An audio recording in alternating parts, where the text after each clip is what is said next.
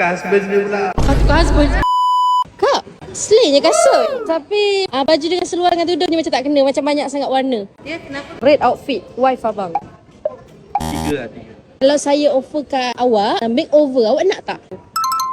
Vai quicando, vai jogando, não perde a razão no batidão, no batidão. Apa benda paling annoying husband awak buat? Minta tolong dengan dia apa-apa. Macam dalam 2 saat macam tu, dia tak buat pun. Dalam masa 2 saat kalau dia tak buat, awak buat? Ya, saya buat sendiri. Red flag outfit dekat perempuan. Ni perempuan dia ni pakai seluar pendek ni.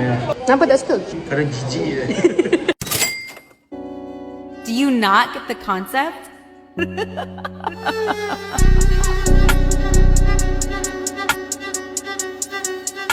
Oh yo, lain tu. Dah jadi 10-10. Tiba-tiba husband nampak tak kena pula. Tukar husband dia pula. Tukar husband, tukar outfit ke tukar husband? Tukar outfit dah. Risau. Saya teringin nak pakai macam ni. Kenapa sebelum ni tak pernah try? Tak confident?